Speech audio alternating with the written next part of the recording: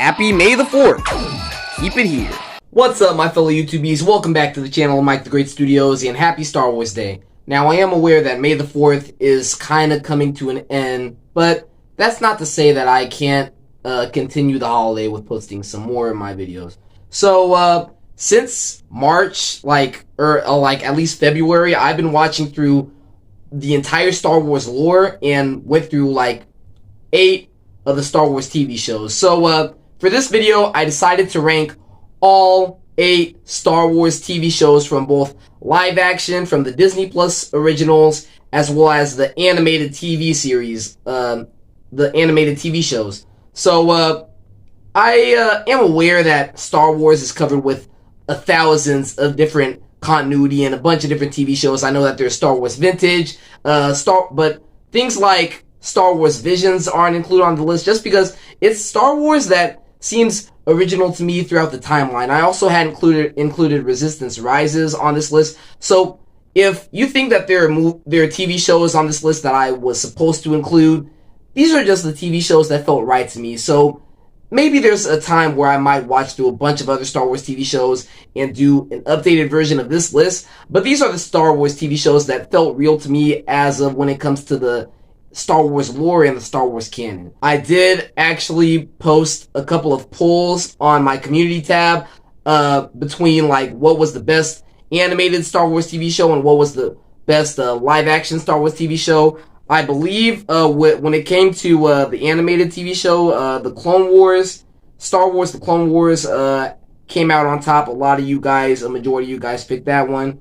And then I believe for the live action Star Wars TV shows, the majority of you guys voted on The Mandalorian, and there was at least 7%. I believe Book of Boba Fett and Obi-Wan Kenobi were both tied. So there's a majority of you that I know have your specific opinions on which TV show you like the most. Anyway, be sure to, if you're somebody who has not voted on one of those polls yet, head over to my community tab and vote right away. Now, without further ado, let's get into the video. So coming in last place for me is going to have to be Tales of the Jedi. One thing I forgot to mention earlier was that in my polls for the animated TV shows, I had accidentally wrote Star Wars Legends or something like that and forgot to type in Tales of the Jedi.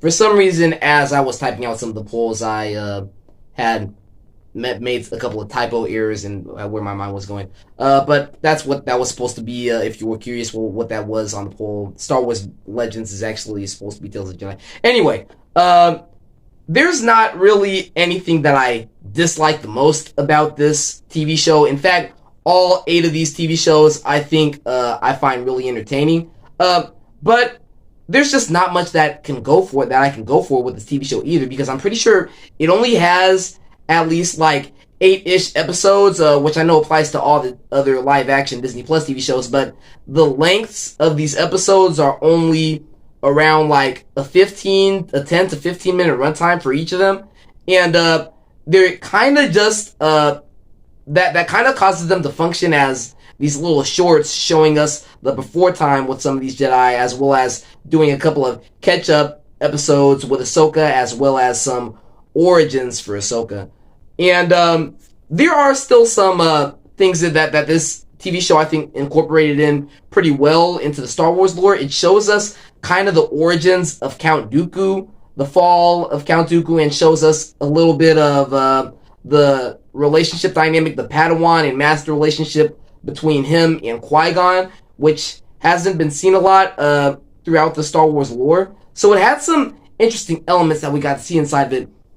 But when it just comes to that TV show that stuck out to you the most, that pops out to you the most, this one obviously isn't built to do that. It's built to just be this little pocket TV show with some of these short stories to just give us a little bit of a taste of the old Star Wars timeline.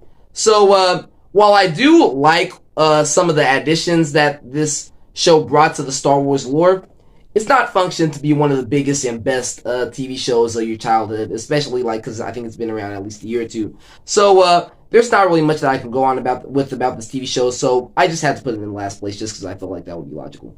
At number 7 is The Book of Boba Fett. Now, unlike Tales of the Jedi, this one is built to have a strong influence on the Star Wars canon, but there are some obvious issues that I can point out with this one. Now, I really liked how it shows us Boba Fett's rise out from the Sarlacc and how he came back into power, and then we're seeing him as the ruler of Jabba's palace. I also love the dynamics with Fennec Shand, using Fennec Shand now in that role as his henchman.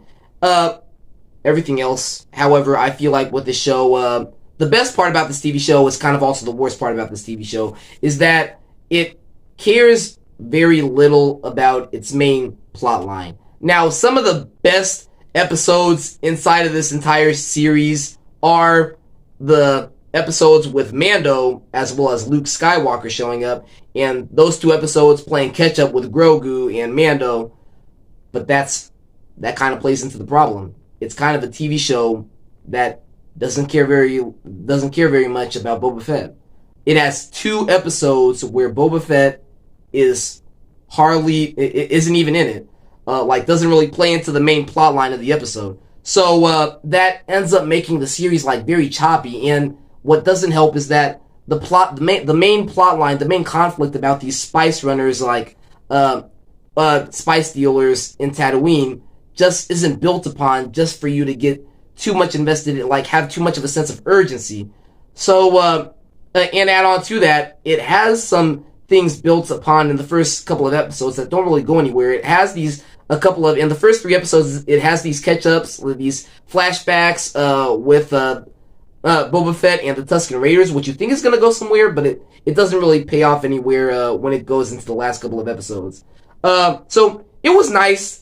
I gotta admit, it was pretty cool seeing Cad Bane in live action, but everything else, however, with the show, if you're making a TV show that cares very, very little about your main protagonist, you might as well not even make the series at all. If you're gonna have have 2 whole episodes playing catch up with the Mandalorian, 2 big Mandalorian season 3 setup episodes.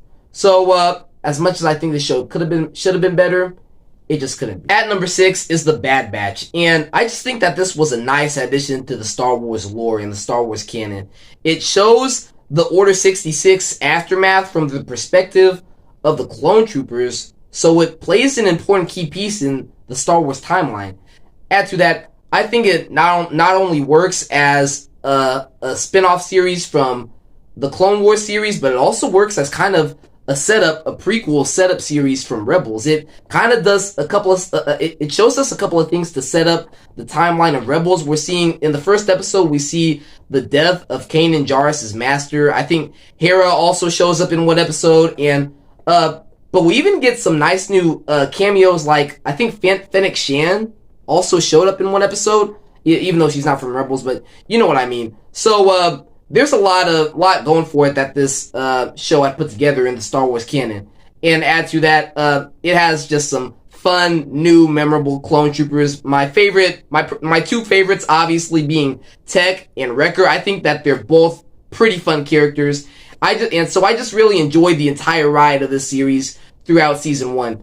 Season 2, for me, I felt like it seemed a little bit slow. There were some episodes, some of the stuff that they did with Crosshair, I think, was some of the standouts throughout the entirety of Season 2. But the rest of Season 2, I felt like, seemed a little bit slow. A lot of them were pretty much just adventure episodes. But this show was just a pretty fun time for me, and I just cannot wait for Season 3. Making it into the top 5 is Obi-Wan Kenobi. Now, I don't know how controversial it is for me to have this one above Bad Batch, because I know that there are a lot of you who really love Bad Batch, especially if you're into the Clone Wars.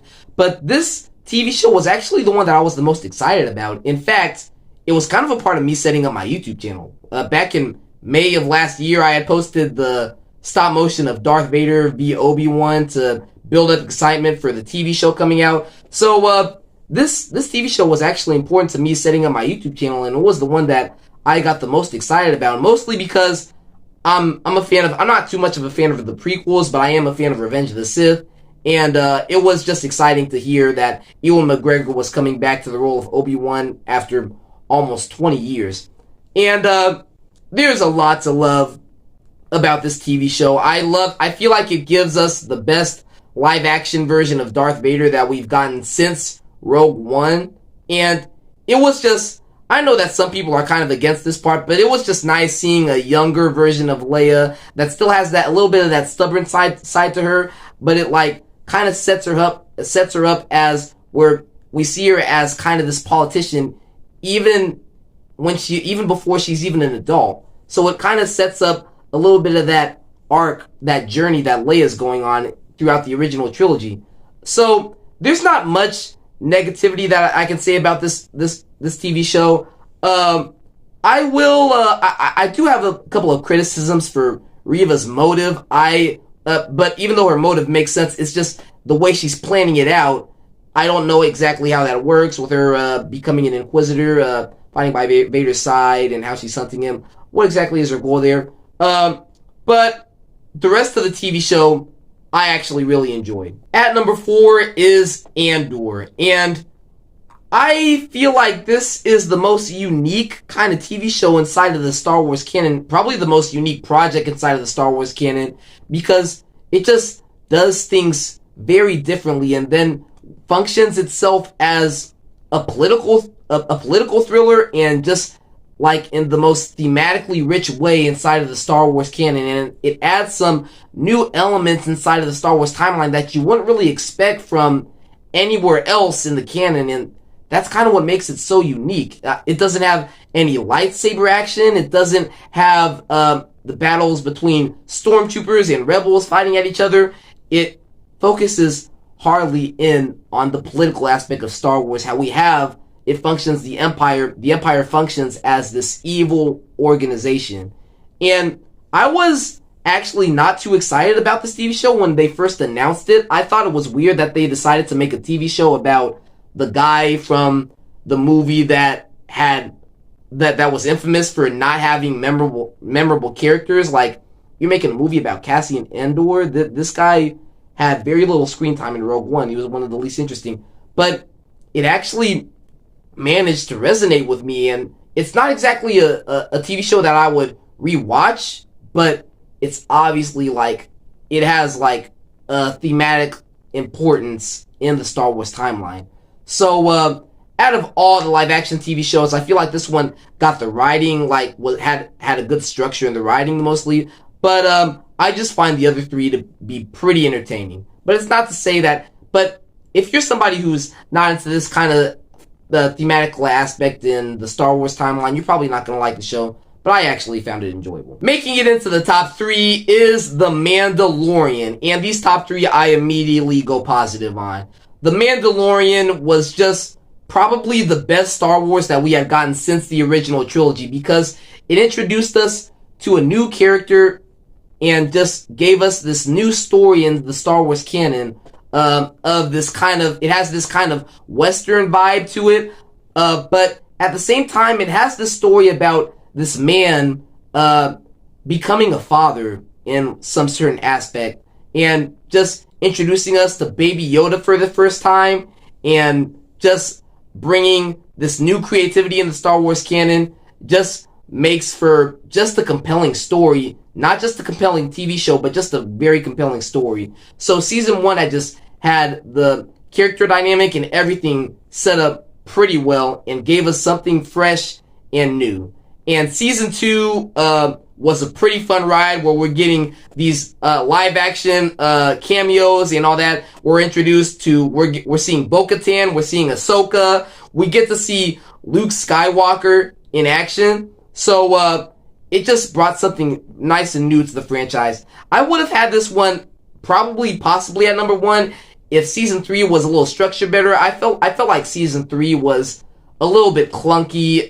There were some episodes where it felt like they were setting up plot lines where that didn't go anywhere in the next episode, and then like moving along. So season 3 I felt like could have been a little bit better when it came to the writing. But still, that's not to say that this show is one of the best things that Lucasfilm has ever had to offer in the last 10 years. The runner-up here is Star Wars: The Clone Wars, and this is obviously kind of the original Star Wars Lucasfilm TV show of the last 15 years. And it wasn't exactly a show that I always grew up watching, but I did like see some brief episodes of it, like throughout Disney Channel when it was first still airing. And it's amazing that this TV show had first gotten to exist in the last 15 years, because it expands the world of the prequels in ways that really elevate the Star Wars timeline. And just seeing that timeline of the old adventures between Anakin, Obi-Wan, and Yoda, and just showing us the prequels in just a whole new way, and just finding ways to make the prequels just a little bit more compelling. And add to that, it does things pretty interesting in the Star Wars timeline, like introducing a Padawan for Anakin, and just like giving the clone troopers actual personalities, which didn't stick out, which they didn't stick out to me as well as they did in the prequels. And it just has some great character arcs for most of these characters, and especially when it comes to the clone troopers. And the best episodes for me are all the episodes in seasons 4, 5, and 6 for me. And that's just mostly because we spent so much time with these characters throughout the first 3 seasons. It allows the character arcs to just expand and just get more and more compelling. Obviously, one of my favorite clone troopers is probably Captain Rex. Now, this one was actually pretty close to being number 1, but there are some seasons that you can obviously call out for being the least interesting for me. For me, the one that didn't stick out to me was season 3. I felt like it had some pretty boring episodes, and so it has those moments where you can see that some episodes like just played out as just the simple TV episodes, but it just like this TV show has had a huge impact on Star Wars for the last 15 years. So obviously it is one of the great Star Wars TV shows of the last 15 years. But coming in first place for me is actually going to have to be Star Wars Rebels. Now, this one was kind of the Star Wars TV show of my childhood. In fact, it started to air when I was becoming a Star Wars fan. So back in 2014, around that same time, there were a couple of Lego Star Wars, the New Yoda Chronicles episodes airing, but then there was also Star Wars Rebels that was starting to air just around that same timeline, and then the year later was The Force Awakens. So this one was kind of the Star Wars TV show that I grew up with. But at the same time, it just makes for a great, compelling story in this universe. And obviously my favorite timeline in this universe and all the Star Wars lore is the age of the Empire and the Rebellion. And this TV show takes place around the time where that timeline in the lore was kind of building up. So but while doing that, it introduces us to some great, fun, compelling characters with some great personalities. And whenever I'm like thinking between who's ranking like all the Star Wars characters in Rebels, that would not be an easy list to do because they are all pretty fun and pretty great. My favorite is probably Kanan, but the rest of them are pretty hard to debate between which one you would love the most. And it's mostly because they found ways to like build up the character arcs for every single one of them. Just give them all very compelling stories and very compelling backstories as to how they would form together and take the fight against the Empire. And so this show plays an important key piece inside of the Star Wars canon. And add to that, I feel like all 4 of these seasons are pretty great. It's hard to choose between one great season, and it also has some nice little comebacks with Darth Maul showing up, and just the Inquisitors and Darth Vader in season 2, and it introduces us to Grand Admiral Thrawn. So this show had a lot going for it from beginning to end. It had a very anticipating, it had a great beginning to it, and it had a very satisfying conclusion. So for me, Rebels is always going to be my favorite TV show, so it easily comes in at number 1. Thank you guys so much for watching. Let me know down in the comments what your favorite Star Wars TV show is. And also remember, if you haven't, you can also vote on my polls to let me know and vote right away which one from each different genre, live action or animation, is actually your favorite. And be sure to like and subscribe if you like this video, and check it out. I also did a a video ranking all the Star Wars movies, as well as a video with my collection of Lego Star Wars sets from today in celebration of May the 4th. You can even check one of those videos out. And remember, the Force will be with you always.